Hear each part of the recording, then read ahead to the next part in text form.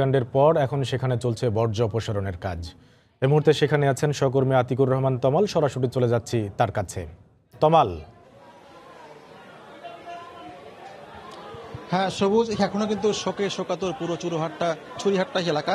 আপনাকে আমি যদি জানিয়ে রাখি যে সকাল থেকে কিন্তু আমরা দেখেছি যারা যারা নিহত হয়েছেন সেদের কিন্তু স্বজনরা কিন্তু সকাল থেকে সেখানে এসেছেন এবং তারা কিন্তু ভিড় করেছেন এবং তারা কিন্তু বলছেন যে তারা যেন অন্তত লাশটি যেন পান। কারণ আপনি জানেন যে অনেকে কিন্তু এখনো লাশটি কিন্তু বুঝে পাননি। তারা কিন্তু ডিএনএ টেস্টের জন্য তারা কিন্তু দিয়েছেন এবং সেটি কিন্তু ম্যাচ হওয়ার পরে তারপরে কিন্তু তাদেরকে লাশটি বুঝিয়ে দেওয়া হবে। তো আপনি যদি আমি একটু দেখাতে চাই, আপনি দেখতেই পাচ্ছেন যে সেখানে কিন্তু অনেক মানুষ জড়ো হয়েছেন। সেখানে কিন্তু অনেকেই রয়েছেন যারা স্বজন হারিয়েছেন, তারা কিন্তু এখনো কান্নাকাটি করছেন।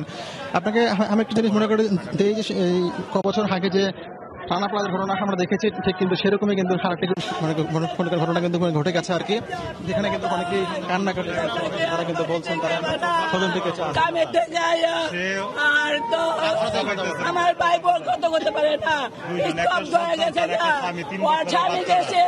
ওর সন্তান গেছে। আসলে এই ধরনের শোকাতুর মানুষকে আসলে কিভাবে সান্ত্বনা দেবেন মানুষজন, সেটা কিন্তু তারা বুঝতে পারছেন না। সেটাই কিন্তু হয়ে থাকে। আমরা সকাল থেকে দেখেছি যে সেখানে কিন্তু সেবা সংস্থার লোকেরা কিন্তু কাজ করছেন। তারা কিন্তু বিদ্যুৎ এবং গ্যাসের জন্য তারা কিন্তু কাজ করছেন। তারা কিন্তু বিদ্যুতের খুঁটি লাগিয়েছেন। আপনি দেখতেই পাচ্ছেন যে অনেকে কিন্তু কান্না করছে এবং তারা কিন্তু আসলে এই হঠাৎ করে যে হারিয়ে যাওয়া, এই হঠাৎ করে যে চলে যাওয়া, সেটাতে তারা কিন্তু শোকে বিহ্বল হয়ে পড়েছেন এবং তারা বলছেন তারা উপার্জনক্ষম যে ব্যক্তি সেটাকে কিন্তু তারা হারিয়ে প্রায় দিশেহারা তারা হয়ে পড়েছেন। এবং তারা কিন্তু বলছেন যে আর কিছু না হোক, অন্তত যাদের লাশটি এখনো শনাক্ত করা যায়নি সেটা কিন্তু তারা শনাক্তের জন্য তারা কিন্তু বলছেন। আপনি হয়তো দেখতে পাচ্ছেন অনেকে কিন্তু ছবি হাতে দাঁড়িয়ে আছে। আমরা যেমনটি দেখেছিলাম রানা প্লাজার ক্ষেত্রে, ঠিক কিন্তু একই অবস্থা কিন্তু সেখানে বিরাজ করছে বলা চলে। আমরা জানি যে আজকে কিন্তু সন্ধ্যায় যেটি হওয়ার কথা, আর কোনো কিছু না। আমার বাইরে পাইছি, আমার একটা অপু ভাই আছে দীপু, ওই দীপুরে যদি সরকারি কোনো একটা কিছু করে দেয় তো আমরা একটু চলতে পারুম। আমরা ঘর ভাড়া দেয় কেমনে থাকুম, দুইটা বউলিয়া কেমনে থাকুম, দুইটা ভাই একটা ভাতিজা, কেউ নাই, কোন উপার্জন শেষ। আমার কালা চান আসলো অপু, এই কালা চান আমাকে সব দেখতো, আমাকে দুইটা ভাই বোনেরাও দেখতো। দুই বোনের ভালো মন্দ ওরাই করতো।